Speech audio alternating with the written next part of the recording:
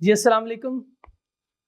Lecture number 16 और आज के लेक्चर में हम अपना फ्रेश चैप्टर नंबर 11 डिस्कस करेंगे। जैसे मैंने आपको बताया था कि ये चैप्टर हमारा इकोनॉमिक्स के पोर्शन का आखिरी चैप्टर होगा। चैप्टर 12 से हमने शुरू किया था, 13, 14, 15, 16 और फिर अब आए हम चैप्टर नंबर 11 के ऊपर। ये हमारा इकोनॉमिक्स के पोर्शन का आखिरी चैप्टर होगा। आपने इस चैप्टर को गौर से सुनना है। इसमें काफी सारी चीजें आप ऑलरेडी डिस्कस कर चुके हैं, यानी हम पढ़ चुके होंगे, तो हमारे लिए ये as compare to other chapters आसान रहेगा इंशाल्लाह। हाँ, थोड़ी सी चीजें जो है वो थ्योरेटिकल ज्यादा हैं, तो वो थ्योरी वाली चीजें हमें याद करनी पड़ेंगी। और मैंने पहले बताया था आपको, क्लास में कोशिश करें मेरे साथ साथ याद करने की। साथ साथ याद करेंगे तो याद रहेगा भी, और अगर एंड पे छोड़ देंगे आप तो फिर आपके लिए ये पाइल अप होता जाएगा, फिर प्रॉब्लमेटिक बनता जाएगा जैसे जैसे आप आगे अपने सिलेबस को प्रोसीड करेंगे। तो कोशिश आपकी ये होनी चाहिए कि हम साथ साथ जो है वो याद भी करते रहें। चैप्टर 11 हमारा रिलेट करता है nature and scope of economics से। इकोनॉमिक्स के बारे में, इसके नेचर के बारे में बताएंगे। एंड स्कोप ऑफ इकोनॉमिक्स, ये नहीं हम क्या क्या उसमें स्टडी करेंगे, ये भी कुछ बातें जो है वो ब्रीफली हम डिस्कस करेंगे, कोई ज्यादा डिटेल में नहीं है। तो आज का हमारा जो एजेंडा है उसमें हम इकोनॉमिक्स को सबसे पहले डिफाइन करेंगे। सर इकोनॉमिक्स को तो हम डिफाइन कर चुके हैं सर, पहली क्लास में इकोनॉमिक्स की डेफिनेशन पढ़ी थी। हाँ, पर वो डेफिनेशन मैंने बताया था ये किताबों की डेफिनेशन नहीं है, ये मेरी डेफिनेशन है। तो मैंने अपनी डेफिनेशन आपको बताई थी, वो तो आपको याद होगी। हाँ, कुछ आज बड़े बड़े इकोनॉमिस्ट, जो मशहूर इकोनॉमिस्ट हैं, उनकी डेफिनेशंस भी हम याद करने की कोशिश करेंगे। उसके बाद नेचर ऑफ इकोनॉमिक्स, इकोनॉमिक्स है क्या, and then branches of economics. ये भी आपको पता है कि इकोनॉमिक्स को हमने क्लासिफाई किया था 2 डिफरेंट ब्रांचेस में, माइक्रो एंड मैक्रो इकोनॉमिक्स में। तो इसको भी हम डिस्कस करेंगे। बस उसके डेफिनेशन के हद तक होगा ये, और कुछ इंपॉर्टेंस एंड स्कोप के बारे में मैं आपको बताऊंगा कि इसमें ये चीजें इकोनॉमिक्स में हम डिस्कस करते हैं। इससे ज्यादा इसके डिस्कशन हमारे सिलेबस का हिस्सा नहीं है। तो चलते हैं, सबसे पहले हम इकोनॉमिक्स को डिफाइन करते हैं। एक डेफिनेशन मैंने आपको दी थी, वो डेफिनेशन कौन सी थी, क्या डेफिनेशन थी वो थी economics is the study of financial decisions of 4 लोगों के फाइनेंशियल डिसीजन का नाम था buyer, seller, government and international traders. ये मेरी डेफिनेशन थी। ये अच्छा, इतनी ऑथेंटिक डेफिनेशन है कि आपने देखा कि वही सारे वो जो हमारे मसले थे उन्हीं 4 के गिर्द घूम रहे थे। पहले हमने डिमांड को डिफाइन किया था, फिर हमने सप्लाई को डिफाइन किया था, फिर दोनों को हमने ऐड किया। उसके बाद इसी तरह फिर हमने एग्रीगेट सप्लाई को, यानी बड़े लेवल पे, जिसमें हमने गवर्नमेंट को भी ऐड किया था, एक्सपोर्टर्स को भी ऐड किया था चैप्टर नंबर 16 में। तो वो पब्लिक फाइनेंस वाला जो था गवर्नमेंट का था, एक्सपोर्टर वाला ये balance of payment and trade, यानी हमने हर उसके डेफिनेशन के एंगल को डिस्कस किया था। ठीक है, तो वो इस सब्जेक्ट को आगे प्रोसीड करने के लिए एक बहुत अच्छी डेफिनेशन थी। खैर, चूंकि एग्जाम में वो डेफिनेशन तो नहीं पूछेगा एग्जाम में, तो ये डेफिनेशन हमारे आएंगी, तो ये वाले डेफिनेशन भी हम पढ़ लेते हैं। चैप्टर 11 हमारा nature and scope of economics. ये हमारा कंप्लीट चैप्टर है, ये हमारा कंप्लीट चैप्टर होगा। इसमें टोटल 10 लर्निंग ऑब्जेक्टिव है, और सबसे पहले हम डेफिनेशन पढ़ेंगे इकोनॉमिक्स की।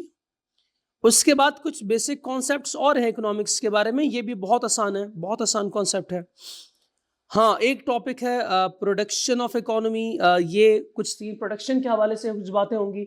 इकोनॉमी में कैसे कौन सी चीज़ें प्रोड्यूस होती है, कैसे प्रोडक्शन होती है, रिसोर्सेज को कैसे यूटिलाइज किया जाता है, उसके लिए फैक्टर कौन से यूज होंगे। उसके बाद फिर हम इकोनॉमिक सिस्टम पढ़ेंगे। इकोनॉमिक सिस्टम में 2 हमारे सिस्टम होंगे, एक हमारा वेस्टर्न सिस्टम होगा, वेस्टर्न सिस्टम पढ़ेंगे, और दूसरा हमारा इस्लामिक इकोनॉमिक सिस्टम। यानी बेसिकली ये 3 टाइप्स ऑफ इकोनॉमिक सिस्टम, ये वेस्टर्न सिस्टम है, और एक इस्लामिक इकोनॉमिक सिस्टम भी डिस्कस करेंगे। तो ये स्कोप है इस चैप्टर का। मुश्किल नहीं है, बहुत ही आसान है, बहुत ही आसान है। आप देखेंगे कि इसको हम इंशाल्लाह 3 से 4 दिन में या 5 दिन में कंप्लीट करेंगे, और इजीली हमारा ये चैप्टर कवर हो जाएगा। मैंने आपको बता दिया, मुश्किल ये चैप्टर बिल्कुल भी नहीं है। ठीक है जी, तो शुरू करते हैं। सबसे पहले हम डिफाइन करते हैं इकोनॉमिक्स को। देखिए, इकोनॉमिक्स को काफी सारे लोगों ने डिफाइन किया, बहुत सारे डेफिनेशन इकोनॉमिक्स की आई। एक डेफिनेशन उसमें मेरी भी थी, बाकी और डेफिनेशन भी है, लेकिन हमने कुछ मशहूर जो इकोनॉमिस्ट है जिन्होंने बहुत ज्यादा कंट्रीब्यूट किया है इकोनॉमी में, उनके डेफिनेशन को हम स्टडी करेंगे। वो 3 लोग कौन हैं? उनमें से सबसे पहले एडम स्मिथ है। एडम स्मिथ, एडम स्मिथ को फादर ऑफ इकोनॉमिक्स भी कहा जाता है। दूसरे नंबर पे अल्फ्रेड मार्शल, और तीसरे नंबर पे लॉयनल रॉबिन्स के डेफिनेशन होगी। तीनों डेफिनेशन मैं आपको पढ़ाऊंगा। उसके बाद फिर देखते हैं आपको कौन सी डेफिनेशन पसंद आती है।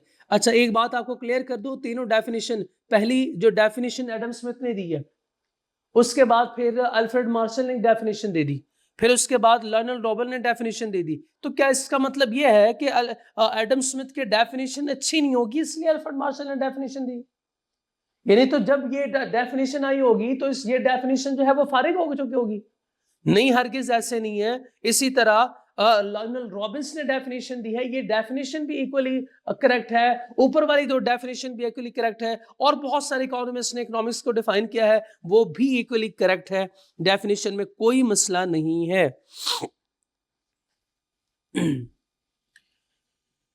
लेकिन हम ये 3 डेफिनेशन क्यों पढ़ रहे हैं? ये 3 वो बड़े बड़े मशहूर स्कॉलर्स हैं कि जिन्होंने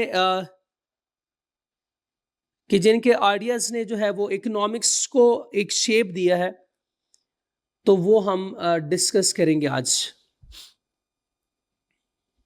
चले जी, अब वन बाय वन देखते हैं। एडम स्मिथ सबसे पहले।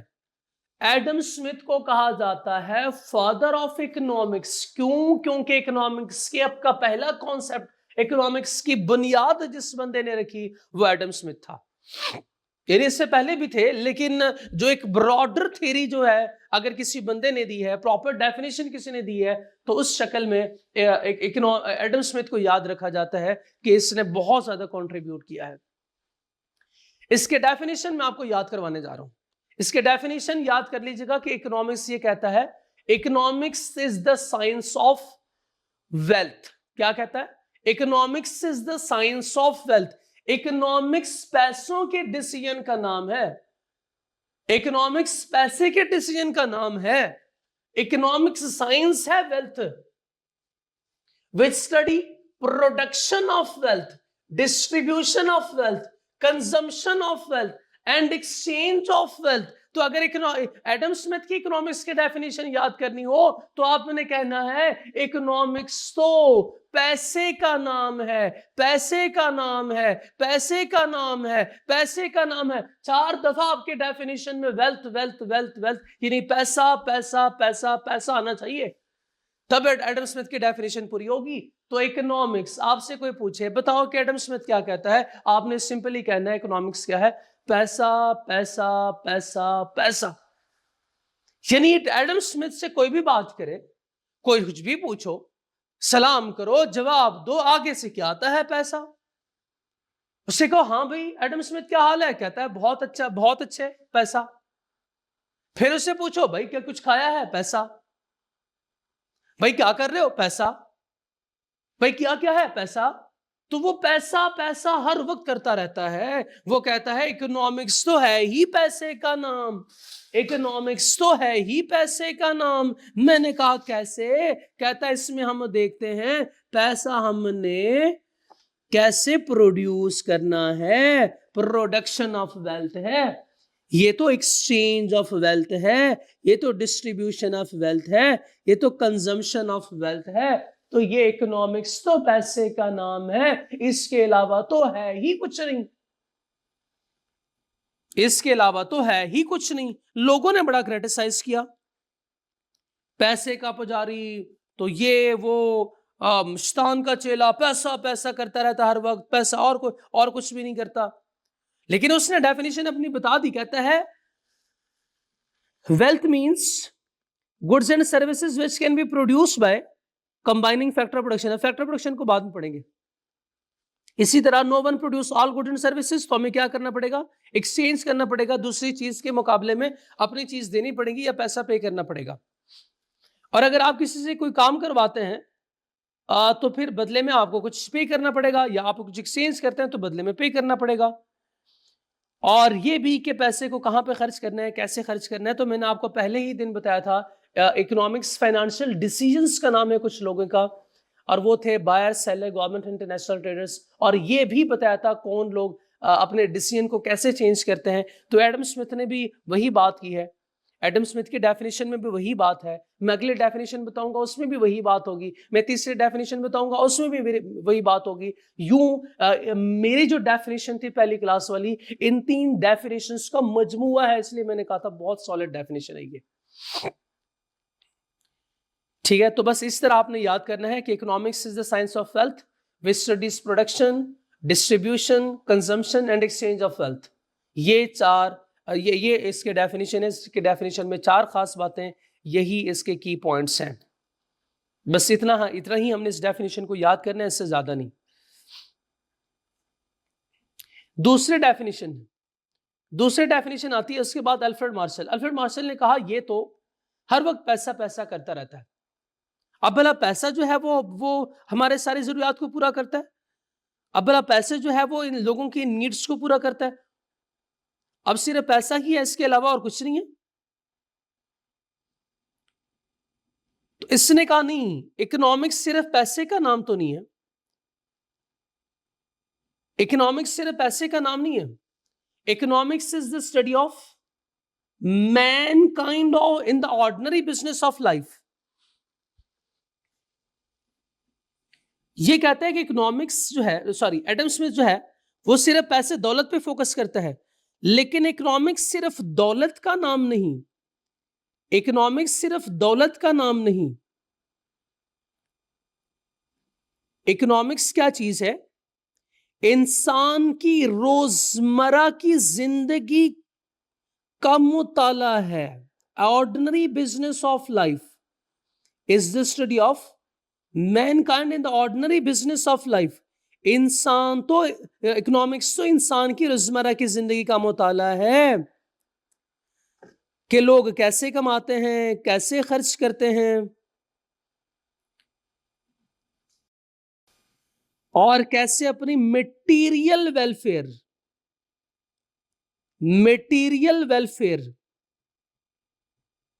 को अचीव करते हैं।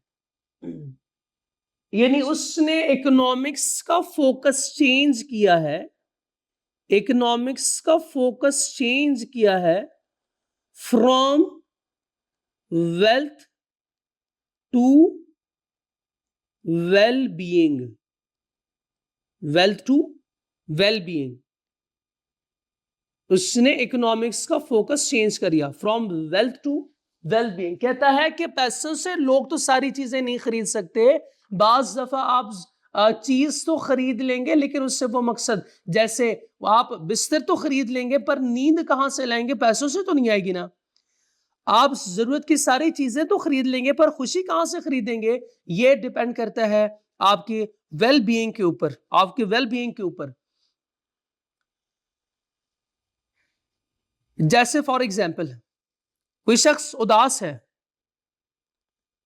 अब उसकी उदासी पैसा नहीं है, अब उसकी उदासी वो ना काफी देर से जो है वो लोनली फील कर रहा है। अब आप उसको पैसा देके खुश नहीं कर सकते। आपको क्या करना पड़ेगा? उससे बात करनी पड़ेगी, उसके पास बैठना पड़ेगा। तो ये वेल बीइंग की बात कर रहा है, ये वेलफेयर की बात नहीं कर रहा। लेकिन साथ में उसने बात क्या की? उसने जो है वो जो बात की है वो मटेरियल की बात की है। मटेरियल की बात की, लोगों ने कहा आप भी तो मटेरियल चीजों की बात करते हो, इमटेरियल की बात ही नहीं करते। आप तो इमटेरियल चीजों की बात ही नहीं करते। और प्लस दूसरा भी, अच्छा इसके इकोनॉमिक्स को कहा जाता है साइंस ऑफ वेलफेयर। तो एडम स्मिथ की डेफिनेशन थी science of wealth, Alfred Marshall की डेफिनेशन है science of welfare, science of welfare. इसके डेफिनेशन में क्या खास बातें थी? ये कहता है economics discuss ordinary business of life, यानी रोजमर्रा की जिंदगी है, लोगों की रोजमर्रा जिंदगी का नाम है economics. Economics discuss ordinary, economics लोगों की रोजमर्रा जिंदगी का नाम है। इकोनॉमिक्स कहता है कोई आसमानी चीज नहीं है, ये आम जिंदगी के बारे में है कि लोग सुबह उठकर क्या करते हैं, कमाते हैं, खर्च करते हैं, बचाते हैं, ये सब इकोनॉमिक्स है। जैसे फॉर एग्जाम्पल कि अगर हम बात करें कि एक सब्जी वाला सुबह मंडी से सब्जी खरीदता है, फिर अपनी रेडी लगाता है और इसको सेल करता है, कुछ पैसे बचाता है और कुछ घर के खर्च में लगा देता है, ये उसकी ऑर्डिनरी बिजनेस ऑफ लाइफ है, इसका नाम इकोनॉमिक्स है।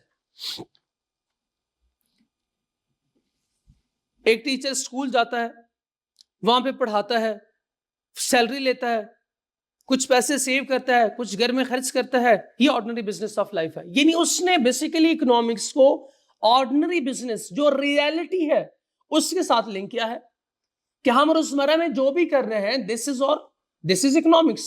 ये हमारी जिंदगी में हम जो भी काम कर रहे हैं ये इकोनॉमिक्स है। आप सुबह जाते हैं, नाश्ता खरीदते हैं, नाश्ता खरीदना इज इकोनॉमिक्स।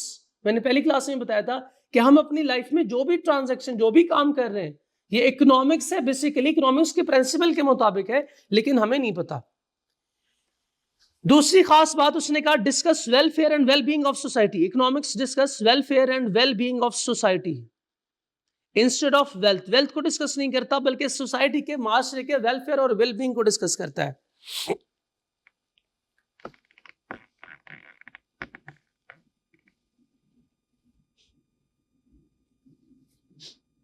कि नहीं, लोग पैसा सिर्फ इसलिए नहीं कमाते कि बस ठीक है याशी करेंगे, पैसा कमाया, दौलत कमाई, बस अब इसको याशी में जो है वो उड़ा देंगे, बल्कि नहीं, लोग पैसा इसलिए कमाते हैं ताकि अपनी और अपने घर वालों की जिंदगी बेहतर बना सके। तो this is what well being of society. लेकिन साथ में उसने ये भी कहा कि वो तो सब ठीक है, लेकिन और ये सब कुछ पॉसिबल तो पैसे से ही होगा ना। कहता लेकिन ये सब कुछ तो पॉसिबल तो पैसे से ही है ना, पैसे के बगैर तो नहीं ना आएगा। कहता दौलत फिर भी इंपॉर्टेंट है। अल्फ्रेड मार्शल को, सॉरी एडम स्मिथ को वो क्रिटिसाइज कर रहा था कि ये पैसे की बात करता है, पैसे की बात करता है, ये तो पैसे का पुजारी है। लेकिन खुद आखिर में कहता है दौलत फिर भी तो इंपॉर्टेंट है। लेकिन याद रखें, इसका हरगिज मतलब ही नहीं कि मार्शल दौलत को, अल्फ्रेड मार्शल एडम स्मिथ की डेफिनेशन यानी दौलत की डेफिनेशन को रिजेक्ट करता है। मार्शल ने वेल्थ को रिजेक्ट नहीं किया, उन्होंने कहा कि वेल्थ इंपॉर्टेंट जरूर है, लेकिन ये हमारा एंड गोल नहीं है। ये क्या हमारा एंड गोल, हमारा मकसद, अल्टीमेट मकसद ये नहीं है। कहता वेल्थ एक जरिया है, एक मीन्स है वेलफेयर अचीव करने के लिए। ठीक है, तो उसने कहा भाई ये जो पैसा है ना, ये अपने आप में बेकार है, कोई इसकी वैल्यू नहीं, कुछ भी नहीं। जैसे 1000 का नोट है, 1000 के नोट से क्या हो सकता है? 1000 के नोट, आप 1000 का नोट खा सकते हो? नहीं, उससे आप मटेरियल चीजें खरीदते हो, इससे अपनी जरूरतों को पूरा करते हो।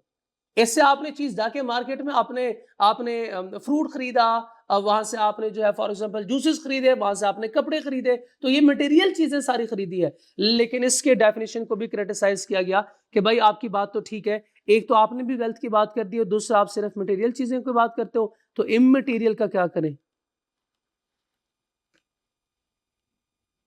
इमटेरियल और यानी सर्विसेज नहीं है उसमें, तो इसमें तो आपकी सारी चीजें आ जाती हैं। तो इसके डेफिनेशन को आगे फर्दर जो है वो उसकी खूबसूरती दी रॉबिन्स ने, लायनल रॉबिन्स ने। रॉबिन की डेफिनेशन देखें, लायनल रॉबिन्स की डेफिनेशन बहुत ही यूनिक डेफिनेशन है, बहुत ही यूनिक डेफिनेशन। मेरे से पूछेंगे सर आपको कौन सी डेफिनेशन अच्छी लगती है, तो मुझे लायनल रॉबिन्स की डेफिनेशन सबसे अच्छी लगी।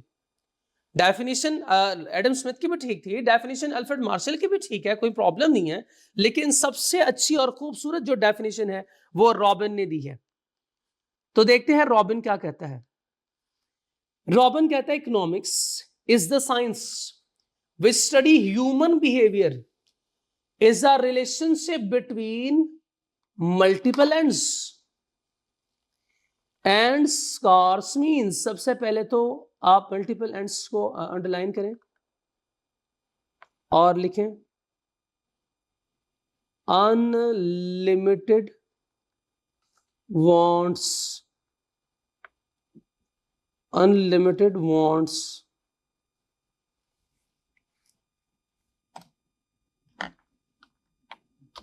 और scarce means को अंडरलाइन करें, उसको भी अंडरलाइन करके लिखें।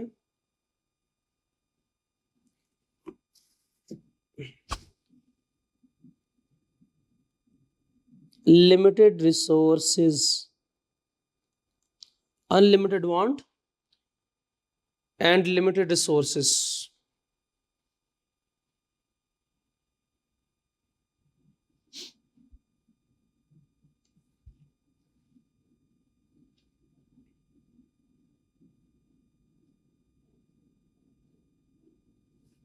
चले, इसमें की पॉइंट्स पहले डिस्कस कर लेते हैं। की पॉइंट्स इससे आसान है, वो जल्दी याद हो जाएंगे। कहता है हजारों ख्वाहिशें हैं,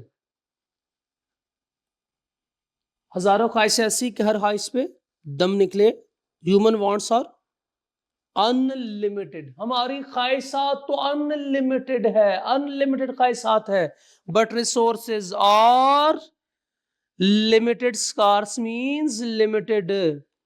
हमारे ख्वाहिशात तो अनलिमिटेड है, बट हमारे पास जो रिसोर्सेज है वो लिमिटेड है। सो देयरफॉर क्या करना पड़ेगा? Society has to make choice. हमें क्या करना पड़ेगा? चॉइसिंग करनी पड़ेगी। Sir what is mean by choice? Choice means deciding to how to allocate limited resources between unlimited wants. मैं चाहता हूं कि मेरे पास घर भी हो, मैं चाहता हूं मेरे पास गाड़ी भी हो, मैं चाहता हूं मेरे पास जो है वो अपनी जरूरत की सारी चीजें भी हो, मेरे पास जो है वो अच्छे कपड़े भी हो पहनने के लिए, मेरे पास जो है वो अच्छा मोबाइल फोन हो, मैं चाहता हूं कि मेरे पास जो है वो लग्जरीज हो। ये सारी कैसे आएंगी? ये तो मेरी चाहते हैं ना। अब लिमिटेड मेरी इनकम है, क्या मैं अपनी सारी ख्वाहिशात सारी चाहते पूरी कर सकता हूं? नहीं कर सकते हम। सो क्या करना पड़ेगा? देयरफॉर आता है society has to make choice. मुझे देखना पड़ेगा कौन सी चीज मैंने पहले खरीदनी है, मुझे लोकेशन करनी पड़ेगी अपनी इनकम को, जिस चीज की जरूरत मुझे सबसे ज्यादा है उस पर पहले खर्च करना पड़ेगा, उसके बाद फिर दूसरी चीजें होंगी। तो ये इसकी डेफिनेशन है। चले अब डेफिनेशन में क्या कहता है? अल्फ्रेड मार्शल ने एक बहुत ही मॉडर्न और वाइडली एक्सेप्टेड डेफिनेशन दी। उन्होंने कहा कि इकोनॉमिक्स वो साइंस है, इकोनॉमिक्स वो साइंस जो इंसानी बिहेवियर का मुताला करती है, वे स्टडी ह्यूमन बिहेवियर। जब इंसान के सामने अनलिमिटेड वांट्स होते हैं, अनलिमिटेड वांट्स होते हैं और लिमिटेड रिसोर्सेज हो, तो क्या करता है? वो अल्टरनेटिव यूज करता है, अल्टरनेटिवली यूज करता है उनको।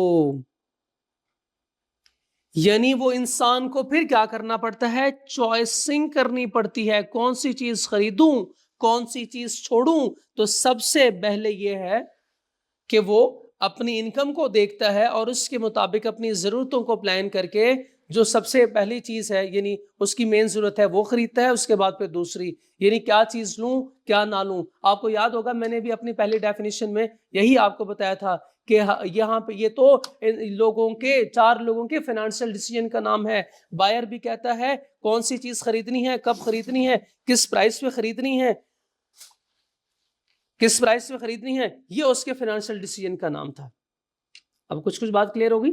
तो यानी मेरे डेफिनेशन और रॉबिन की डेफिनेशन, मार्शल की डेफिनेशन और एडम स्मिथ की डेफिनेशन, ये कोई न्यू डेफिनेशन, कोई डिफरेंट डेफिनेशन नहीं है। बस मैंने क्या किया था, तीनों के कंबाइन एक डेफिनेशन दी थी जो कि बहुत ही रिजिड डेफिनेशन बन गई हमारी।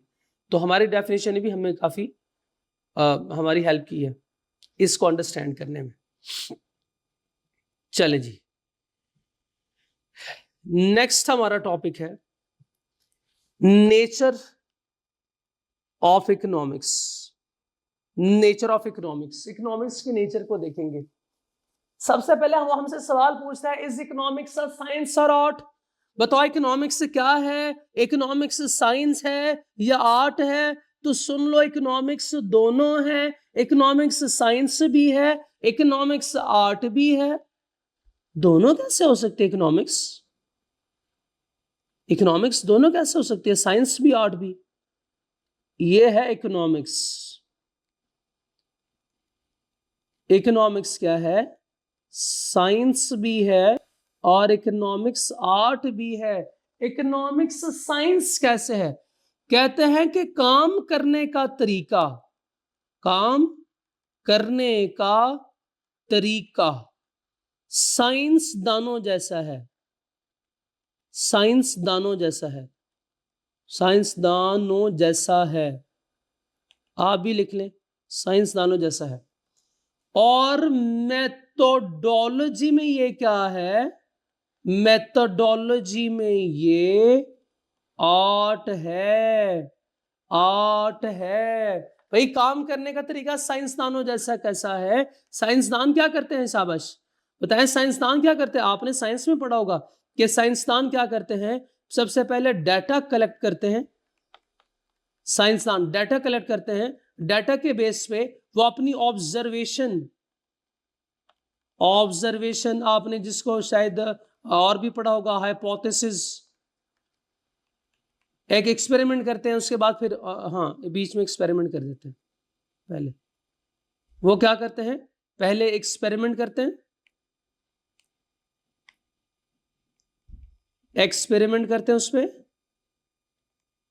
उसके बाद क्या करते हैं? ऑब्जर्वेशन या हाइपोथेसिस, एंड देन फिर वो थ्योरी देते हैं, उसके बाद फिर वो लॉ की शक्ल में इसको प्रेजेंट करते हैं। इस तरह कुछ होता है, इसी तरह कुछ होता है। यानी ये साइंसदान भी सबसे पहले डाटा कलेक्ट करते हैं, फिर इस डाटा को एक्सपेरिमेंट करते हैं। लेकिन याद रखें, हमारे पास तो हम इकोनॉमिक्स वाले तो बड़े बदकिस्मत हैं, हमारे पास तो ऐसे कोई लेबॉर्ट्री नहीं है कि डाटा को कलेक्ट करें और उसके बाद जो है वो एक ट्यूब में ये चीज डालें, दूसरे ट्यूब में कोई लिक्विड ऐड करें और इन दोनों को फिर हम मिक्स करें और मिक्स करके देखें धमाका होता है या कोई नई चीज बनती है जो आप लोग करते हो अपने लेबॉर्ट्रीज में। हमारे पास तो ऐसी कोई लेबॉर्ट्री नहीं है, तो हम क्या करें? करें तो क्या करें? हाँ, इकोनॉमिस्ट का काम करने का तरीका भी साइंसदानों जैसा ही है। देखें कैसे। ये एक इकोनॉमिस्ट बैठा हुआ है, ये एक इकोनॉमिस्ट इधर बैठा हुआ है, इधर है एक रेडी वाला, ये रेडी वाला इधर खड़ा है। रेडी वाले ने लगाए हैं इधर ये टमाटर, ये रेडी वाले ने लाल टमाटर लगाए हुए। अब इधर कस्टमर आता है, कस्टमर आता है और रेडी वाले से पूछता है, हाँ भाई क्या रेट है? रेडी वाला कहता है ₹250 पर केजी। कहता 250 रुपए केजी है, सॉरी हाँ 250 रुपए केजी है। और ये बंदा जो है, ये जो छोटा बंदा है, ये जैसे ये बात सुनता है भाग जाता है, कहता मैं तो ना खरीदूं। दूसरा बंदा आ रहा है और घर वालों ने सिखा था 5 किलो टमाटर ले आना। जब ये मार्केट पहुंचा, इसने देखा 250 रुपए पर केजी है। ये कहता है भाई सिर्फ 1 केजी टमाटर दे देना। मुझे तो लगा शायद 50 रुपए किलो टमाटर होंगे, मैं तो घर से लाया था 250 रुपया, 1 किलो टमाटर दे देना।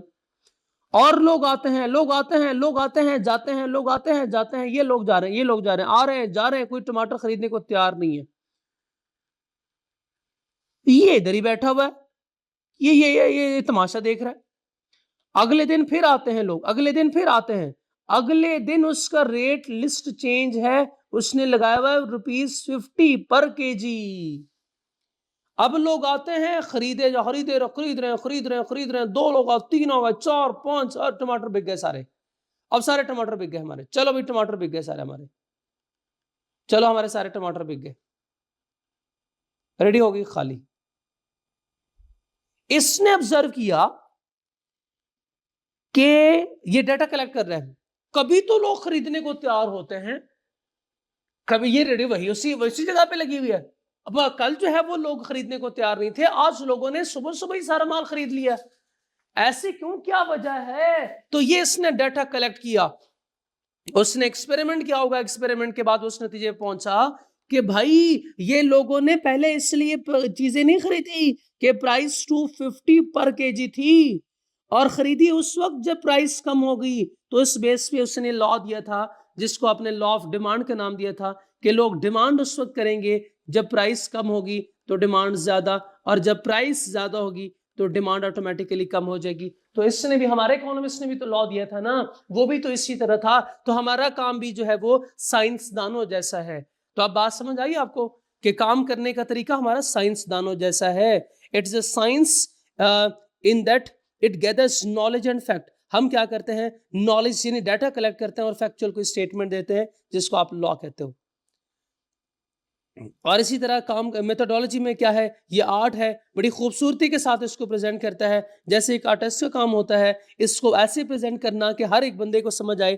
तो हमारे इकोनॉमिस्ट ने भी ऐसे किया था कि आपके लिए अलहदा, मेरे लिए अलहदा, और अपने साइंसदान भाइयों के लिए अलहदा अलहदा लॉ प्रेजेंट किया था। सर वो कैसे, वो जो स्टेटमेंट फॉर्म है वो आपके लिए है, वो मेरे लिए है। आप चूंकि अकाउंटिंग के स्टूडेंट हैं तो मैथमेटिकल कैलकुलेशन जो थी वो हमने जो टेबल बनाया था वो टेबलेशन आप लोगों के लिए हो रहा था, और ग्राफ जो इसने बनाए वो अपने दूसरे साइंसदान भाइयों के लिए उसने ग्राफ की शक्ल में ये प्रेजेंट किया था। तो इस तरह इसने अपने लॉ को एक्सप्लेन किया। तो इकोनॉमिक्स साइंस भी है, आर्ट भी है, काम करने का तरीका साइंसदानों जैसा है, और एप्लीकेशन में, इम्प्लीमेंटेशन में ये क्या है, आर्ट है, प्रॉब्लम सॉल्व करता है। एग्जाम्पल एक और सुने प्रॉब्लम सॉल्विंग की।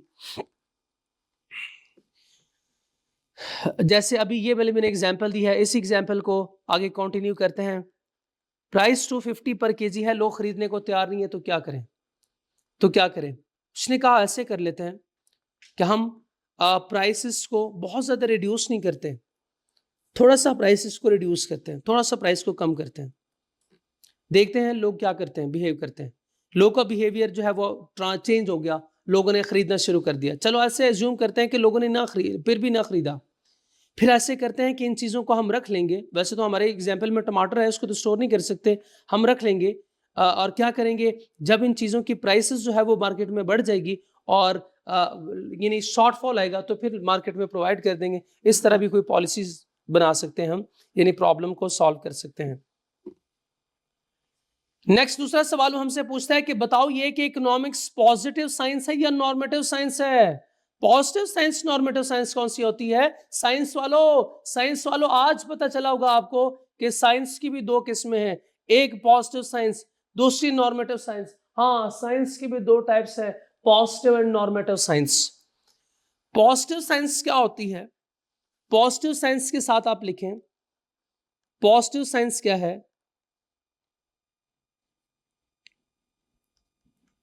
What is. और नॉर्मेटिव साइंस क्या है? What should be. क्या है और क्या होना चाहिए? क्या है और क्या होना चाहिए? क्या होना चाहिए क्या कब हम इस्तेमाल करते हैं? क्या होना चाहिए कब इस्तेमाल करते हैं? यानी क्या सही है, क्या गलत है, कैसे होना चाहिए, तो वो। और क्या है, प्रॉब्लम क्या है, मसला क्या है, फैक्ट क्या है, तो वो पॉजिटिव साइंस है। एग्जाम के लिए ये सिर्फ काफी है, एग्जाम के लिए सिर्फ इतना ही काफी है। याद रखिएगा जिस स्टेटमेंट में शुड आएगा वो नॉर्मेटिव साइंस है, अगर शुड के बगैर है तो वो पॉजिटिव साइंस है। लेकिन आपको पता है कि एग्जामिनर भी बड़ा तेज है, कभी शुड को चेंज करता है ना, कभी शुड को चेंज करता है तो वो लिखता है मस्ट बी। जैसे यहां पे आ गया ना शुड, तो इधर का मस्ट बी।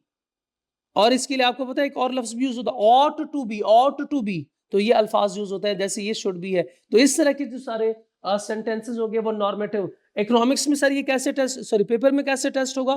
पेपर में हमें कोई स्टेटमेंट देगा और हमसे पूछेगा बताओ कि ये पॉजिटिव साइंस है या नॉर्मेटिव साइंस है। वो कहेगा कि बताओ ये पॉजिटिव साइंस है, नॉर्मेटिव। जैसे ये उसने ये फॉर एग्जांपल स्टेटमेंट दे दी, unequal distribution of wealth hurts economic growth of a country. अब बताओ पॉजिटिव साइंस है, नॉर्मेटिव साइंस है? तो हम सबसे पहले ढूंढेंगे इसमें शुड का लफ्ज तो है, must be, ought to be, ये अल्फाज तो नहीं है, ये अल्फाज नहीं है तो इसका मतलब ये है कि नॉर्मेटिव साइंस नहीं है, ये पॉजिटिव साइंस है। लेकिन सिर्फ ये इंडिकेशन नहीं है, एग्जामिनर इससे भी ऊपर एडवांस लेवल का जा सकता है, तो हमें पॉजिटिव और नॉर्मेटिव साइंस के बारे में पता होना चाहिए। सुनिए, पॉजिटिव साइंस जो है ये फैक्चुअल रियलिटीज है। क्या है ये? पॉजिटिव साइंस फैक्चुअल रियलिटीज है। ये रियलिटीज को डिस्कस करता है, यह हकीकत को डिस्कस करता है। फैक्चुअल रियलिटीज क्या होते हैं? जो जनरली एक्सेप्टेबल हो, जो एक्सेप्टेबल हो, all across the world acceptable. जैसे फॉर एग्जाम्पल, अब सुने एक सी एग्जाम्पल सुने जो हर एक को एक्सेप्टेबल हो। एग्जाम्पल यह है कि अर्थ इज राउंड। अब चाहे दुनिया के जिस कोने में बंदा है, हर कोई एक्सेप्ट करता है कि अर्थ इज राउंड, और ब्रेन कंट्रोल्स और बॉडी, ये इसको हर बंदा एक्सेप्ट करता है, यानी जनरली एक्सेप्टेबल है, और ये फैक्चुअल रियलिटीज भी है, ये फैक्ट्स है, ये हकीकत है। तो जो हकीकत है जिसको हर बंदा एक्सेप्ट करता है वो क्या होगा? इसको हम कहेंगे पॉजिटिव साइंस। पॉज कीजिए जी। इसी तरह जिस भी कंट्री में अगर अनएम्प्लॉयमेंट रेट ज्यादा है, तो मुझे बताइएगा कि जब अनएम्प्लॉयमेंट ज्यादा, तो क्या लोग वहां पे खुशहाल रह सकते हैं? नो, क्यों नहीं? क्योंकि उनकी वेल्थ कम होगी, उनकी इनकम कम होगी। तो जब इनकम कम है तो लिविंग स्टैंडर्ड भी क्या होगा लाइफ का, वो भी कम हो जाएगा। तो ये सारी वो बातें हैं जो फैक्चुअल रियलिटीज हैं, जो फैक्चुअल स्टेटमेंट है, जिसको हर बंदा एक्सेप्ट करता है कि जब भी अनएम्प्लॉयमेंट होगी उसकी वजह से क्या होगा, ये सारे मसले मसाइल होंगे, सोशल इविल्स क्रिएट होंगे, लोग जो है वो चोरी करेंगे, एक दूसरे डाके डालेंगे, और क्या होगा, अपनी जरूरतों को जो है वो फुलफिल करेंगे। खाना तो है उन्होंने, तो अपनी जरूरतों को ऐसा पूरे करेंगे। ये भी क्या है? फैक्चुअल रियलिटीज है। ठीक है, तो पॉजिटिव स्टेटमेंट क्या है? Reveals factual realities, it analyse already tested accepted facts and develop more laws on the basis of these facts. कोई नई बात नहीं होगी इसमें, जो इन्होंने डाटा कलेक्ट किया उसी डाटा की बुनियाद पे वो कोई स्टेटमेंट देंगे, उसी की बुनियाद पे वो कोई स्टेटमेंट देंगे। जैसे फॉर एग्जाम्पल, मैं कुछ सवाल आपसे पूछता हूं, आप मुझे बताएं कि क्या ये अच्छा, पहले नॉर्मेटिव साइंस सुन लें, नॉर्मेटिव एस्पेक्ट सुन लें, उसके बाद फिर सवाल पूछूंगा। आपने डिसाइड करना है कि ये पॉजिटिव साइंस है, नॉर्मेटिव साइंस है। फिर normative science is not only highlight problems, ये सिर्फ एक मसला नहीं but also suggest solution for the problem. जैसे ये देखिए, government should create job opportunities to prevent unemployment. अब मसला किस चीज का था? मसला अनएम्प्लॉयमेंट का था, ये भी है मसला अनएम्प्लॉयमेंट। अब गवर्नमेंट को क्या करना चाहिए? This is the solution. Government should create job opportunities to prevent, यानी it tries to find out the way the things actually should be. It inquires and focus on सही काम क्या होना चाहिए, or the right way of doing things, कि कैसे होना चाहिए। ये नॉर्मेटिव एस्पेक्ट है। तो नॉर्मेटिव एस्पेक्ट में एक तो आपको मसला या फिर मसले का सलूशन होगा। देखिए, जरूरी नहीं है कि मसला हो, सिर्फ मसले का सलूशन भी हो, तब भी ये नॉर्मेटिव साइंस है, तभी वो नॉर्मेटिव साइंस होगी। आपको एग्जाम में कोई सेंटेंस, कोई एक जुमला दिया जाएगा, आपसे पूछा ये जाएगा, बताइए पॉजिटिव साइंस है, नॉर्मेटिव साइंस है। 3-4 आपको दिए जा सकते हैं, और 3-4 में भी आपसे पूछ सकता है कि बताएं कौन सा पॉजिटिव है, कौन सा नॉर्मेटिव है। इस तरह के भी सवाल डिजाइन हो सकते हैं। इसकी प्रैक्टिस जो है वो हम कर लेंगे, वो आपकी प्रैक्टिस एमसीक्यूज में भी इसकी प्रैक्टिस होगी। अच्छा, पहले मैं आपसे पूछता हूं, एक सेंटेंस दूंगा, आपने मुझे बताना ये पॉजिटिव साइंस है, नॉर्मेटिव साइंस है। अगर आप लोग रिवाइज करते रहोगे, अगर साथ साथ रिवाइज करोगे, तो ये जो भूलने वाला मसला था आपका हल हो जाएगा ऑटोमेटिकली। क्या हमें कॉन्सेप्ट भूल जाते हैं? अभी आपको ये कॉन्सेप्ट भूलेंगे नहीं अगर आप लोग साथ साथ रिवाइज करते रहोगे। तो बताइए शाबाश, ये नॉर्मेटिव है, पॉजिटिव है, तो ये नॉर्मेटिव साइंस है, क्योंकि इसमें मसला भी है और मसले का सॉल्यूशन भी है। एक एडवांस लेवल का डायरेक्ट आपसे पूछ लेता हूं, बाकी तो आप खुद ही प्रैक्टिस करेंगे। मुझे बताएं, सेंटेंस ये है कि जो लोग एक्सरसाइज करते हैं, जो लोग वर्जिश करते हैं सुबह, वो कभी बीमार नहीं होते। इससे मसला क्या है? बीमारी का मसला है ना, और प्रॉब्लम इसका वर्जिश, बताएं शाबाश, पॉजिटिव है नॉर्मेटिव साइंस है?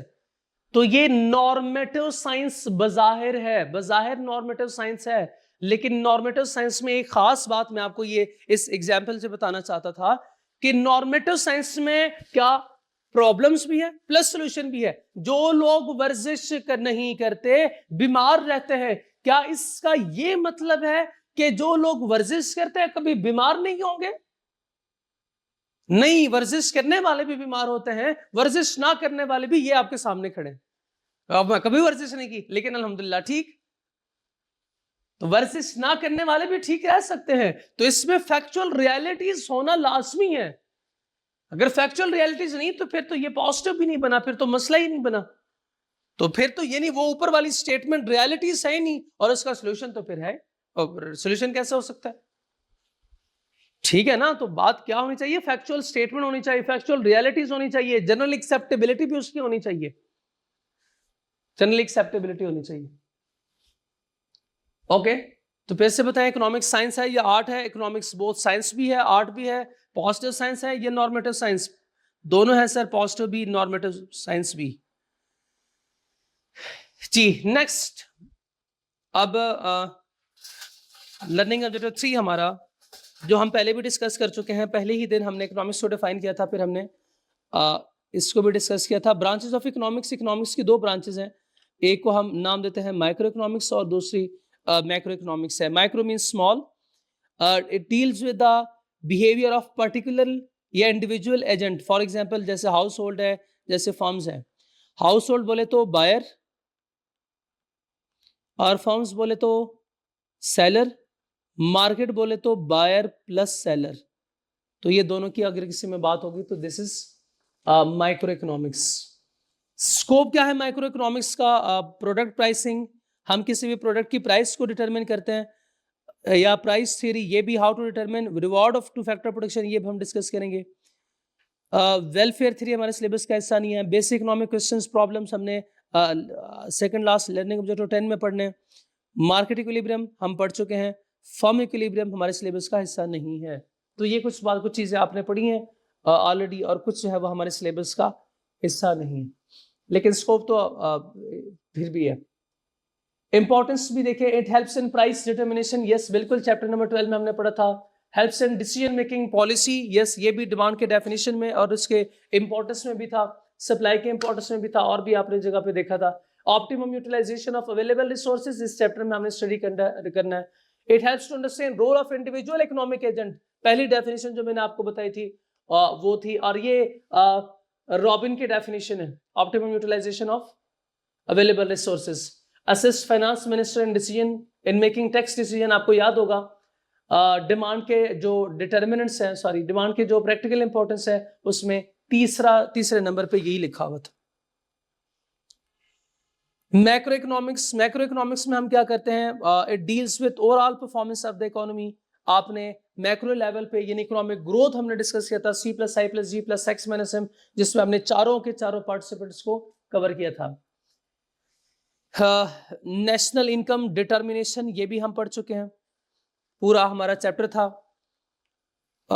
डिफरेंट अप्रोचेस कैसे हम नेशनल इनकम को कैसे डिटर्मिन करते हैं। इन्फ्लेशन एंड अनएम्प्लॉयमेंट हमारे सिलेबस का हिस्सा नहीं है, लेकिन ब्रीफली हमने इन दोनों टर्म्स को भी डिफाइन किया हुआ है। Yes, economic growth and development, ये भी हमारा चैप्टर था। Balance of payment chapter number हमारा 16, एंड मैक्रो इकोनॉमिक पॉलिसीज, जिसमें मॉनेटरी पॉलिसी, फिस्कल पॉलिसी ये दो तो हम डिस्कस कर चुके हैं। इंटरेस्ट रेट सिलेबस का हिस्सा नहीं है, ठीक है। तो ये कुछ स्कोप है, बस इसके साथ ही आपने इसमें क्या याद करना है? माइक्रो एंड मैक्रो इकोनॉमिक्स की डेफिनेशन, बस इसके अलावा कुछ भी नहीं, ठीक है। तो ये था आज का हमारा लेक्चर। आज हमने क्या डिस्कस किया? सबसे पहले हमने डिफाइन किया इकोनॉमिक्स को। इकोनॉमिक्स को एडम स्मिथ डिफाइन करता है कि economics is science of wealth, और अल्फ्रेड मार्शल ने कहा नहीं, पैसा ही सिर्फ हर एक चीज़ नहीं है, बल्कि मटेरियल वेलफेयर भी कुछ चीज़ है। तो उसने इकोनॉमिक्स का फोकस चेंज किया from wealth to well being. और नंबर 3 लॉयनल रॉबिन्स की डेफिनेशन थी, जो मुझे सबसे अच्छी डेफिनेशन लगी है। वो कहता है इंसान की ज़रूरत है सॉरी, इंसान की ख्वाहिशात तो अनलिमिटेड है बट रिसोर्सेज इंसान के पास लिमिटेड है। सो इसको क्या करना पड़ेगा, therefore society has to make choice, उसे वो चीज़ खरीदनी है जिसकी सबसे ज़्यादा इसको ज़रूरत है। उसके बाद अगर कुछ पैसे बचते हैं उसके पास तो कोई दूसरी चीज़ खरीद ले, यानी पैसे को इस तरह यूटिलाइज करेंगे कि मैक्सिमम चीज़ों को खरीद सके वो। ठीक है, तो ये था हमारा आज का लेक्चर।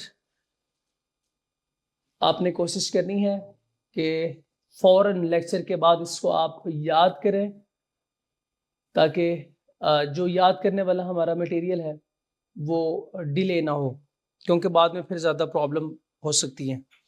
ठीक है जी, तो आज का लेक्चर यहाँ ख़त्म करते हैं। अस्सलाम वालेकुम।